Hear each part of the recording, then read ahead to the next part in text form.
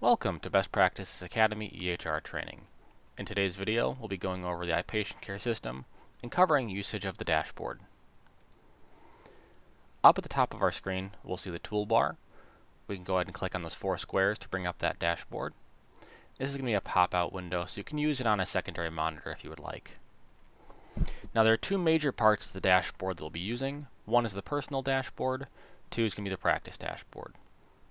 In the personal dashboard, if you're logged in as a regular user, it's going to show you all of your appointments for the day that are at your practice. If you're logged in as a provider, it will show you only your specific appointments unless you go through and change it to show all or to show another provider's view. If you're logged in at one location in a multi-location practice, you can also go through and change locations up here. If you click on this patient's name, it's going to go ahead and bring you into their patient chart. On the right hand side here, we're going to see our inbox, and this is where in the system, if a patient sends you a message from their online patient portal, if another user sends you a message, if there's a flag note that you put for yourself in the system, all of those things will show up here. So if anyone routes you, say, a patient chart or a patient note to look for a cosigner, something of that nature, this is where that would show up in the system. At the top, you can go ahead and click New, and this allows you to open up a brand new flag or to open up a new visit note or something of that nature, phone note, anything like that. So it's your very quick access to get to any of those details here. You can also choose to open and sign different options here depending on what is routed to you. And you can also choose to route something over to somebody else in the system. And this section right here on the left-hand side is just a quick way to sort between, say, phone notes and messages in the system. If you do have a message where we have something to read, inside the message you can click on it, and down this lower section here will show you the reading pane where you can go through and read all those details. Now we're going to go over to our practice dashboard, and there's a couple different portions here. So we'll cover essentially the workflow from front desk through clinician and provider, and then back out to front desk. Depending on your job role, you may be doing only a part of this process here, but it's good to get a general idea of how the process works, so that in case you need to, you can move a patient through the system properly.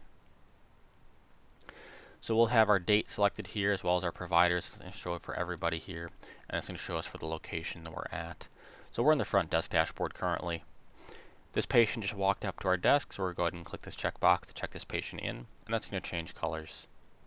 We'll see what time they checked in, as well as what their appointment is for, who they're seeing. If we need to complete consent forms, we can do so by clicking this right here, and we can have those consent forms loaded into your system. Those can also be completed by the patient if assigned to them in their patient portal. We'll see what insurance plan they have here, so we can see this is our test plan. If we wanted to scan in their insurance card, we can click this orange button right here. That'll open up their insurance card section where we can go through and scan in the front and back side of it, as well as access any details of their insurance card. If this is green, that means then that their insurance card has actually already been scanned in. If we click on the patient's name right here, this is a hyperlink, and this will go ahead and open up the patient demographics for this patient. So we can go through and change anything we need to or access anything we need to from here. We'll see their copay in the system. This will pull automatically depending on the level that your providers are listed at the system, whether it's primary care or specialist. If we need to collect an amount, we can go ahead and click on this pending button right here. That's going to allow us to choose an amount. So let's say we want to collect $15 here as a cash amount. We can also change it to card or check or credit card here in the system as well.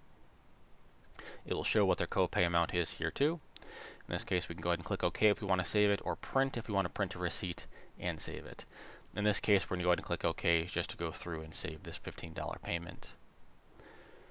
If we have active eligibility in the system, so say this is a plan that can be verified electronically, typically if they're already on the scheduler for the day in the morning, it will have done an auto eligibility check. But in the case that you had to update their insurance, or that they weren't on the scheduler when the practice first opened in the morning, you can go through and click this button right here to pop up your eligibility view and send out a real-time request as well.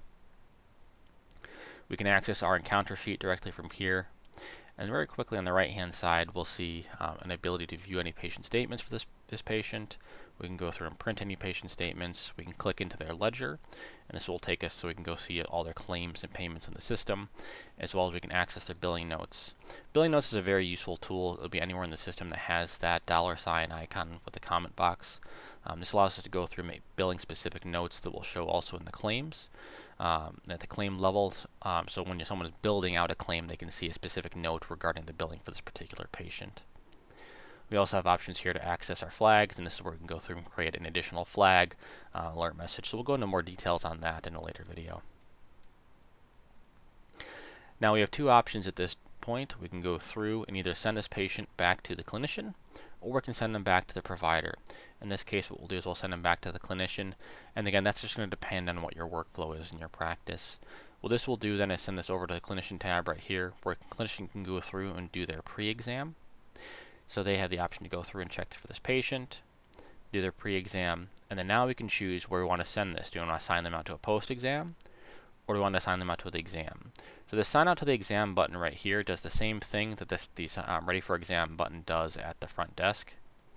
In this case, it'll allow us to check them back then into a room in the system, and this allows us to send them back over to the provider.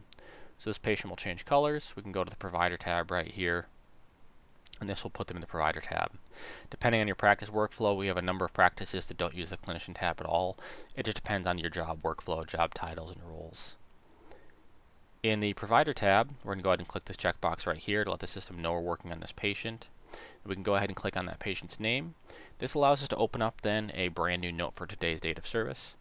We can go ahead and hit select document type if we want to change what type of note it is. Otherwise, it'll just select the default note there. We can go ahead and click OK, and this will bring us into the patient's chart, as well as open up a brand new note for today's date of service. Once that note is done, we can go back as a provider into our practice dashboard, and if you're logged in as a provider, it won't take you to the front desk tab. It'll default you to your provider tab here. In this case, we can go ahead and check this patient back out to the front desk, or if we, depending on your workflow, they needed a post-exam, you could sign them out to a post-exam as well. In this case, we'll send them to the front desk. Back up the front desk, this patient's walking back up to you. You can go ahead and click this checkbox. Now you will see a walked out button. That walked out button is only to be used if a patient leaves the practice in an emergency or without telling anybody or anything like that.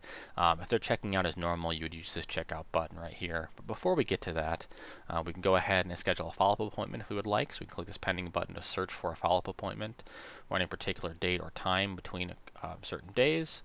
We can go through and hit search here. This will show us all open slots on those particular days, and we can choose which days we're looking at. Once we go through and select a slot, we can click set appointment, and this will bring us into then our appointment scheduling window, so we can go through and schedule that appointment out.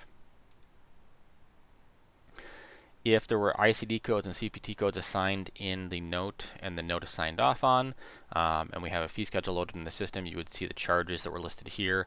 You can click this pending button right here as well to go through and see what charges are listed here, as well as then take a payment against them. So we'll see, all right, we have an outstanding balance of $15. That's because we took a $15 payment previously. So we can make sure to take again an additional $15 if needed for this particular patient, so that way that their copay is met. In this case, we can go ahead and click OK. And then if we're ready to check this patient out, we can click this checkbox, and that will check this patient out of the system. So once they're checked out, this will refresh, and when we refresh here, I'll click back and forth between tabs to show you. You won't see this patient anymore in the dashboard, and that's because they're out of the practice. You don't need to worry about dealing with them anymore, so remove them from the screen. If for whatever reason you do need to go back in there and check on something for that patient, you can uncheck this button right here, and that allows you to see any prior visits that were in the system earlier in that particular day. But typically we'll keep that checked, and that way for any higher volume practices, that way you're not seeing lots and lots of appointments that have already been checked out in the scheduler. If you did want to change to a different day, you could do so up here, as well as select for only a particular provider, as well as selecting for a location. Same thing at a provider tab. Depending on your workflow, you may or may not be seeing specifically patients that are scheduled underneath you. You may also be seeing patients that are scheduled underneath a chair or a room or something of that nature. In that case, you would click down here to choose all, or to choose whatever room or chair you are going to be seeing that visit for, so that way you can go through and sort that way to find your particular patients in the system. There is a billing tab, however it is not used very frequently.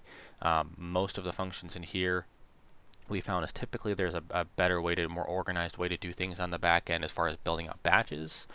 You definitely can use this if you're in the billing side. However, we recommend a couple different workflows most of the time, unless you have a pretty specific practice workflow. If there's any questions on this, you definitely can go through and ask us that in your in-person trainings. My next steps here I would recommend is going into the system, creating some patients, scheduling out some test appointments and things like that, working through the system with the dashboard, and just getting used to the overall workflow. Once you've done that for a bit, or if you're seeing real patients in the system, write down any questions you have, and then bring those to the next in-person training that we have, so that way you can go through and ask any questions. That way you can clarify any of your particular practice workflows. This has covered the basic functions of the dashboard. Thank you so much.